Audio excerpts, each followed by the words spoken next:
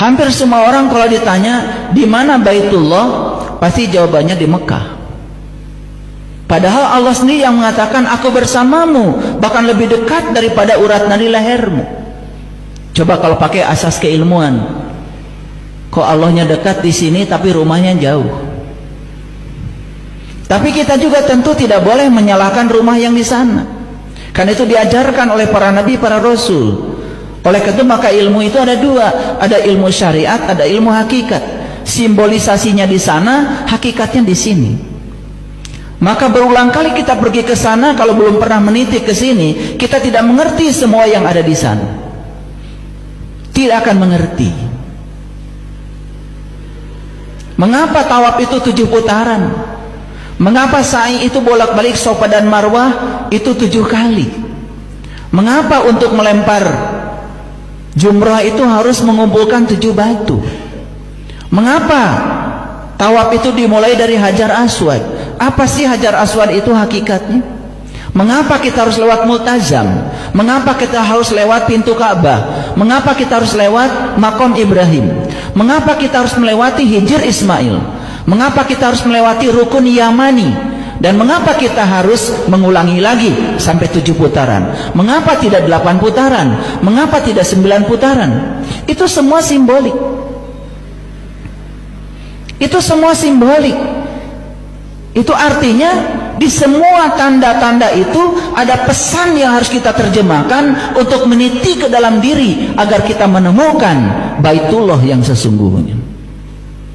Itu sebabnya belajar agama itu harus lengkap. Syariatnya harus dapat, thariqatnya harus dapat, hakikatnya harus dapat, ma'rifatnya harus dapat. Syariat, thariqat, hakikat, ma'rifat itu bukan tingkatan ilmu, bukan. Dan ma'rifat bukan ilmu yang tertinggi. Justru kata Rasulullah, ma'rifat itu awalnya ilmu. Maka Rasulullah bersabda, awaluddin ma'rifatullahi ta'ala wa rasuli. Awalnya agama justru mengenal Allah dan Rasulnya. Makanya para nabi, para rasul, sebelum mereka menyembah Tuhan mereka mencari dulu Tuhannya. Setelah ketemu, baru mereka menyembahnya. Itu yang dicontohkan oleh mereka, yang tidak diikuti oleh kita semua. Oleh karena itu, kembali lagi, ketika saya membaca kitab Al-Dardiri tentang Isra Mi'raj, ternyata dalam kitab itu banyak sekali simbol-simbol yang dipahami seakan-akan itu yang sebenarnya. Jadi ketika diceritakan Nabi Muhammad itu melampaui langit pertama, langit kedua, langit ketiga, langit keempat, sampai langit ketujuh, puncaknya di Sidratil Muntaha, itu dianggap langit itu betul-betul langit secara fisik. Padahal sesungguhnya yang terjadi adalah beliau melampaui lapisan-lapisan kesadaran. Maka disimbolkan di langit pertama bertemu dengan Nabi Adam, di langit yang kedua bertemu dengan Nabi Yahya, di langit ketiga bertemu dengan Nabi Yusuf, di langit yang keempat bertemu dengan Nabi Idris, di langit yang kelima bertemu dengan Nabi Harun, di langit yang keenam bertemu dengan Nabi Musa, di langit yang ketujuh bertemu Nabi Ibrahim, di langit yang kedelapan masuklah pada Sidrah Al-Muntaha. Sidrah Al-Muntaha, Sidrah itu artinya sadar, Al-Muntaha artinya puncak. Jadi Sidrah Al-Muntaha artinya adalah puncak kesadaran. Jadi otomatis kalau Sidratul Muntaha puncak kesadaran, berarti langit-langit yang tadi dimaksud adalah lapisan-lapisan kesadaran. Itu sebabnya kita harus menembus lapisan-lapisan kesadaran itu. Makanya Allah menyatakan di Quran surah Ar-Rahman ini, ya ma'syara jinni wal ins innistata'tum an tanfudu min aqtaris samawati wal ard. Jadi kita ini manusia sesungguhnya oleh Allah diberi peluang, diberi kemampuan, diberi potensi untuk bisa menembus semua lapisan-lapisan langit itu. Jadi artinya kita semua ini diberi oleh Allah kemampuan untuk bisa melewati langit-langit kesadaran kita sendiri sampai mencapai puncaknya kesadaran yang disebut dengan Sidratil Muntaha. Itu sebabnya di Quran surat An-Najm Allah berfirman, Walaqad ra'ahu nazlatan ukhra inda sidratil muntaha indaha jannatul ma'wa id yaghsha sidrata ma yaghsha. Jadi kalau kamu ingin mencapai yang namanya jannatul ma'wa, jannatul ma'wa itu kata Allah adanya di kesadaran yang paling puncak, namanya sidrah al-muntaha. Di situ. Tetapi sebelum kita mencapai Sidrah al-Muntaha, kita harus melewati langit-langit kesadaran kita. Nah, oleh karena itu orang-orang bijak menggambarkan langit-langit kesadaran itu, kesadaran Adam digambarkan dengan kesadaran materi, kesadaran Yahya digambarkan dengan kesadaran energi, kesadaran Yusuf digambarkan dengan kesadaran keseimbangan materi dan energi,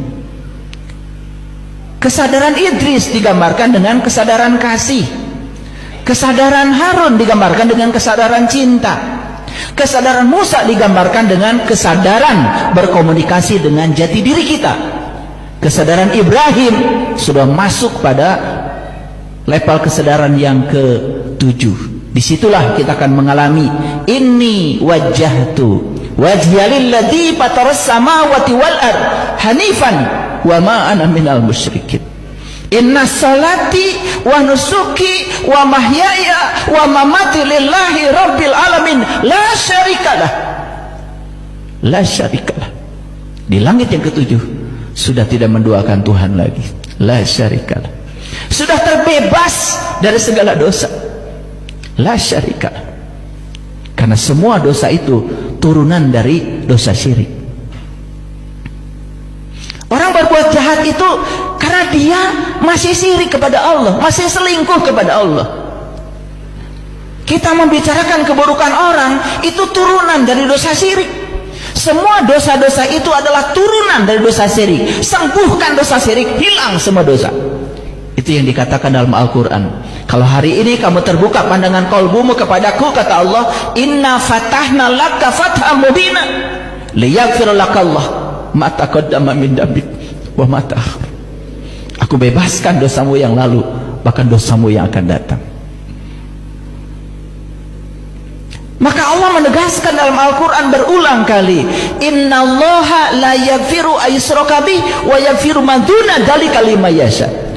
Sesungguhnya Allah tidak akan pernah mengampuni dosa syirik, tapi Dia sudah mengampuni dosa apapun selain daripada syirik.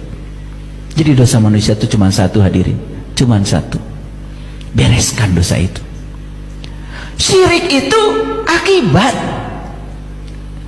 Lalu sebabnya apa? Sebabnya tidak tahu dan kenal kepada Allah. Maka menyembuhkan dosa syirik cuma satu caranya, kenali Allahmu, kenali Allahmu. Dari mana mulainya? Kenali dirimu.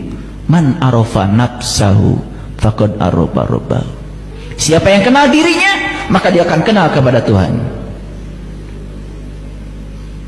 Makanya doa talbiyah yang sering diulang-ulang ketika orang umrah dan haji, subhanallah. Kalau ngerti, disitulah esensi dari kepergian kita.